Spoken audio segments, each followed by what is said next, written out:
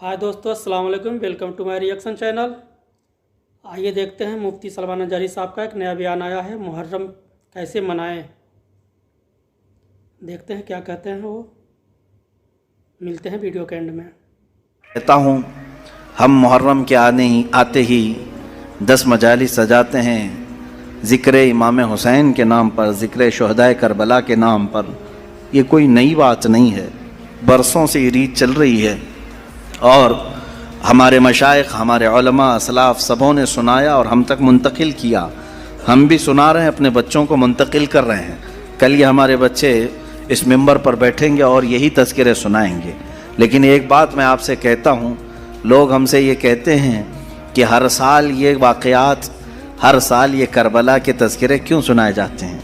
हो गया था करबला एक बार, बार बार इसको क्यों सुनाया जाता है। मेरे अजीज़ों, चलो अगर मैं बार बार सुनाता हूँ तो सुनने वाले बार बार क्यों सुनते हैं, सुनने वाले क्यों सुनते हैं। बोलने वाला अगर बार बार सुनाता है तो सुनने वाले छोड़ते भी तो नहीं हैं। बात पता ये चलती है कि ना बोलने में ये पुराना लगता है, ना सुनने में पुराना लगता है। हुसैन आज़म के ज़िक्र में जिद्दत है, लज्जत है और एक नयापन है। और इन्हीं मजालिस के सदक़े हम बहुत सारे तज़किरे भी कर ले जाते हैं। अज़ीज़ान गिरामी, ये तमाम हमारी महफ़िल का सबसे पहले मैं शुक्र बजा लाता हूँ रब्बे ज़ुल जलाल की बारगाह में। उस कायनात के खालिक ने, हम सब के पालनहार हकीकी ने हमें इस दुनिया में वजूद बख्शा और फिर हुक्म ये दिया कि तुम ज़मीन पे चलने वाली चीज़ों को गौर से देखो। कुल इंजुरू माज़ा फ़िस समावाति वल अर्ज़, तुम आसमानों में गौर से देखो क्या क्या चीज़ें हैं। ये क्यों देखने का हुक्म बार बार रब ताला हमें फरमाता है, इसलिए कि तुम मुझ तक पहुँच सको, रब ताला की मारिफत तुम्हें हासिल हो जाए। इंसान का इस दुनिया में आने का एक मकसद यही है कि वो अपने खालिक को पहचाने, अपने मालिक को पहचाने, अपने रब को, अपने पालने वाले को पहचाने। और दुनिया यहाँ हर एक को पहचानती रह गई और रब्बे ज़ुल जलाल जिसको पहचानने के लिए भेजा गया था उसकी तरफ तगोदो भी नहीं किया, मेहनत भी नहीं किया और पूछा भी नहीं। मेरे अजीज़ों, लाखों रास्ते हैं उस मौला को पहचानने के, उसके बावजूद आज लाखों इंसान गुमराह हैं, मुशरिक हैं, काफिर हैं। कुछ तो खुदाए ज़ुल जलाल का इनकार करने वाले और कुछ गफलत में मौजूद हैं। लेकिन वो खुश नसीब इंसान है जिसे अल्लाह की मारिफत हासिल हो गई।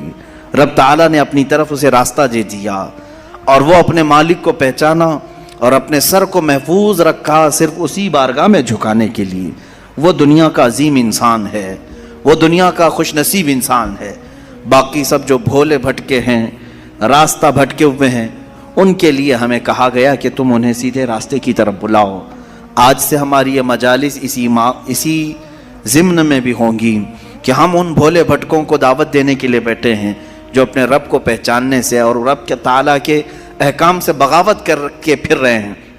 अज़ीज़ान गिरामी, अब आप सब की बारगाह में जो चीज़ें मैं अर्ज़ करने जा रहा हूँ वो बहुत तवज्जो से सुने, तवज्जो से सुने कि यकीनन अल्लाह अज़्ज़ा वजल रब्बे ज़ुल जलाल, उसकी बहुत सारी सिफ़ात हैं। 99 सिफ़ात आपने सुना भी होगा। अस्माए हुस्ना में अल्लाह रहमान है, रहीम है, करीम है, हलीम है, अज़ीम है, गफ़ार है, जब्बार है, सत्तार है, क़हार है। ये सब उसकी सिफ़ात हैं और हर सिफत को पहचानने के लिए ज़िंदगियाँ लग जाती हैं। अल्लाह तबारक व तआला की बारगाह में पहुँचने के लिए इंसान ज़िंदगियाँ लगा देता है और बाज़ लोग ये समझते हैं कि हम घर बैठे ही अल्लाह ताला की मारिफत हासिल कर लें। ऐसा नहीं है मेरे अजीज़ों। आज सबसे पहले चीज़ मैं ये अर्ज़ करता हूँ, आखिर खुदा है या नहीं, किसी ने देखा नहीं। सवाल तो है ही है। हम तो चले रिवायात के एतबार से, हमारे घरों से हमें जो इल्म दिया गया है हमारे माँ बाप की तरफ से, और माहौल ने हमें जो इल्म दिया है वो यही है कि हम बोलने के काबिल हुए उसी वक्त हमें कहला दिया गया था ला इलाहा इल्लल्लाह, अल्लाह के सिवा कोई माबूद नहीं। हमें अल्लाह के वजूद का बहुत बचपन में ही इल्म दे दिया गया। लेकिन हम बढ़ते बढ़ते अब ज़माने को देखने लगे तो पता चला कि यहाँ बहुत सारे दहरिये भी हैं, एथिस्ट हैं, जो खुदा का ही इनकार करते हैं कि खुदा है ही नहीं, कोई दीन है ही नहीं। आज मैं उनके सिलसिले में अर्ज करूंगा कि आखिर ऐसा कैसे हो सकता है कि कोई खुदा ही नहीं। यह और बात है कि एक है, दो है, कौन है, इस पर अलग बहस, लेकिन जिन लोगों ने कहा है ही नहीं, तो मुझे ताज्जुब होता है कि आखिर अकल तुम्हारी है या नहीं। अकल से अगर सोचोगे तो फिर तुम्हें मजबूरन किसी नतीजे पर जाना होगा। इमाम आज़म अबू हनीफा रदी अल्लाह ताला अन्हु दहरियों के लिए खुली तलवार थे। दहरिया किसको कहते हैं? जो खुदा का ही इनकार करता है, यानी कोई नहीं है, ना भगवान है ना खुदा है, कोई चीज़ है ही नहीं, हम खुद से चल रहे हैं। इमाम आज़म रदी अल्लाह ताला अन्हु की बारगाह में एक जमात आई मुल्हिदीन की, और वो तलवारें लेकर के ही आते थे कि मौका पा करके इन्हें कत्ल कर दे। एक दिन इमाम आज़म अबू हनीफा रदी अल्लाह ताला उनकी जमात को आते हुए देखा, और अचानक आप अपनी मजलिस से खड़े हुए और कहने लगे, मैं कुछ गहरी सोच में हूँ। वो करीब आए और पूछा, क्या सोच रहे हैं आप? कहा कि मैंने सुना है कि एक समंदर में कश्ती चल रही है और उस पर सामान खुद से लद जाता है, और बड़ी बराबर मंजिलों पर वो रुकती है और अपना सामान खुद ही उतारती है, न उसे कोई चलाता है, न लोडिंग अनलोडिंग करने वाले कोई मजदूर हैं, वो खुद ब खुद सामान लेती है, खुद ब खुद सामान उतारती है। ये रोबोटिक दुनिया भी नहीं थी उस वक्त कि वो यकीन कर लेते, साइंसी दुनिया भी नहीं थी उस वक्त। तो उन दहरियों ने कहा, क्या मजाक कर रहे हैं आप कि समंदर में कश्ती बगैर मल्लाह के, बगैर कैप्टन के चल रही है और खुद सामान लोड कर रही, उतार रही है, हमारे साथ मजाक कर रहे हैं आप? हम अकल वाले लोग हैं, आपकी इस बात पर कोई बेवकूफ़ी यकीन कर सकेगा? इमाम आज़म अबू हनीफा रज़ी अल्लाह ताला अन्हु फरमाते हैं, इतनी जब तुझे अकल है कि एक कश्ती समंदर पर बगैर किसी चलाने वाले के नहीं चलती, तो ये पूरे कायनात का निज़ाम बगैर चलाने वाले के कैसे चल सकता है? बराबर वक्त पर सूरज का तुलू होना, बराबर वक्त पर सूरज का गुरूब हो जाना, चांद का अपनी मंजिलों पर चलना, और ये समंदरों का बराबर अपने मदार में रहना, और ये ज़मीन का तरह तरह के पौधे उगना, उसमें फूल का आना, फलों का आना, ये क्या अल्लाह के होने की निशानियां नहीं है? कोई तो है जो ये सारा निज़ाम चला रहा है।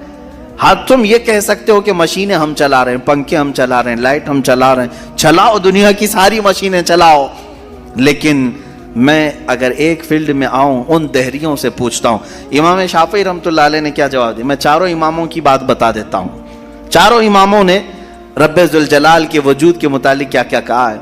इमाम मालिक ने तो यूँ फरमाया, आपसे पूछा गया कि खुदा है, उन्होंने कहा हाँ। क्या दलील क्या है? कहते हैं कि ज़ुबानों का मुख्तलिफ होना, इंसानों की ज़ुबानों का अलग अलग होना और अलग अलग नस्लों का होना, ये अल्लाह के वजूद की दलील है। इमाम शाफी से पूछा गया, आप कोई दलील देंगे कि कोई है? आपने कितनी प्यारी बात फरमाई। इरशाद फरमाते हैं, शहतूत का दरख्त देखा है? शहतूत का दरख्त आपने देखा है? शहतूत जो है बहुत बारीक बारीक से फल होते हैं, मीठे होते हैं, और उसका पत्ता जो है वो कई किस्म के जानवर खाते हैं। शहतूत के पत्ते को शहद की मक्खी भी चूसती है। शहतूत के पत्ते को गाय बकरियां भी खाती हैं, हिरन भी खाती है। ये सब के सब शहतूत के पत्ते को खाते हैं। शहतूत का पत्ता एक रंग का होता है, एक ही टेस्ट का होता है। इमाम शाफी फरमाते हैं, शहद की मक्खी उसी शहतूत के पत्ते पर बैठती है, चूसती है, और अपने छत्ते में जाकर के शहद उगल रही है। बकरियां और गाय उस शहतूत के पत्ते को खाती हैं, मेंगनियां डाल रही हैं या दूध दे रही हैं। उसी शहतूत के पत्ते को हिरन खाती है। हिरन नाफा पैदा करती है, जो मुश्क की तरह एक नाफा होता है, निहायत ही अच्छी खुशबू उसके अंदर आती है। इमाम शाफी फरमाते हैं, एक शहतूत का पत्ता बकरी में जाए तो अलग असर करे, शहद की मक्खी में जाए तो अलग असर करे, गाय में जाए और हिरन में जाए तो अलग असर करे। आखिर एक शहतूत के पत्ते से नाफा, दूध और शहद बनाता कौन है? बनाता कौन है? उसी में इमाम शाफी फरमाते हैं, हम रोटी का एक टुकड़ा खाते हैं, रोटी का एक टुकड़ा खाते हैं, अंदर जिस्म में ये रोटी जाने के बाद आप सबको मालूम है इसमें से कुछ हिस्सा गोश्त बनता है, कुछ हिस्सा खून बनता है, कुछ हिस्सा पीप बनता है, कुछ हिस्सा मनी बनता है। باقی کا بچا ہوا فضلہ پخانہ بن کر نکل جاتا ہے. ایک روٹی گیہوں کی کھاؤ، جو کی کھاؤ، جوار کی کھاؤ، روٹی ایک ہی طرح کی ہے. اور اس سے گوشت کون بناتا ہے، خون کون بناتا ہے، اور پیپ کون بناتا ہے، منی کون بناتا ہے، سب کی الگ الگ قسمیں ہیں. امام شافعی فرماتے ہیں تمہاری ہزاروں مشینیں ایک طرف، لیکن اندر جو نظام چلاتا ہے وہ کوئی تو ایک ہے، کوئی تو ہے. تمہیں ماننا ہوگا. میں دہریوں کے متعلق کہہ رہا ہوں، جو ملحدین ایتھسٹ ہیں، جن کا کہنا ہے کہ کوئی ہے ہی نہیں، کوئی خدا ہی نہیں. تو ان سے میں کہتا ہوں کوئی بتاؤ تو صحیح، آخر یہ چلا کون رہا ہے، یہ کون چلا رہا ہے، ہمارے جسم کے اندر کا نظام کون چلا رہا ہے. اور قرآن نے انہی کی طرف بار بار اشاروں میں بتایا ہے، آیات میں، کہ کیا تم دودھ کو نہیں دیکھتے، دودھ کہاں سے پیدا ہوتا ہے. کہ اللہ تعالیٰ فرماتا ہے کہ ہم نے دودھ کو گائے کے خون اور اس کے گوبر کے بیچ میں سے پیدا کیا ہے. اس کا فضلہ گائے کا گوبر ہے پیٹ کے اندر، اور اس کا خون بھی ہے. خون نہایت ہی سرخ، گوبر نہایت ہی الگ رنگ کا، اور اس کے بیچ سے صاف و شفاف دودھ کا نکلنا. دودھ آتا ہے، نہ کبھی اس میں گوبر کی بو آئی، نہ کبھی خون کا رنگ آیا. قرآن کہتا ہے آخر یہ کون ہے جو اس طرح صاف ستھری غذا نکالتا ہے تمہارے لیے. کیا شہد کی مکھی کو نہیں دیکھتے؟ قرآن کہتا ہے جب وہ ڈنک مارتی ہے تو اس کے زہر کا کوئی علاج نہیں ملتا. شہد کی مکھی اگر ڈنک مارے تو زہر چڑھ جاتا ہے، اور کئی لوگوں کی موت بھی ہوتی ہے. پہ بھی تھوکے تو وہ نہایت ہی میٹھی غذا ہے، نہایت ہی میٹھی غذا ہے. شہد کی مکھی اپنا رس چھتے پر ڈالے تو وہ دنیا کی سب سے اچھی غذا، وہی اگر کسی کو ڈنک مارے تو سب سے برا زہر ہے. اعلیٰ حضرت رضی اللہ تعالیٰ عنہ نے اپنے آپ کو یوں فرمایا ہے کہ میں وہ شہد کی مکھی ہوں جس کی مٹھاس کا بھی جواب نہیں، جس کے ڈنک کا بھی جواب نہیں. یہ تو ضمناً میں نے بات عرض کی. خدا قدیر و جبار کے وجود پر میرے عزیز. ہاں تو دوستو، کیسا لگا آپ لوگوں کو؟ کمنٹ باکس میں اپنی رائے ضرور دیں. پھر ملتے ہیں ایک نئے ویڈیو میں، تب تک کے لیے اللہ حافظ.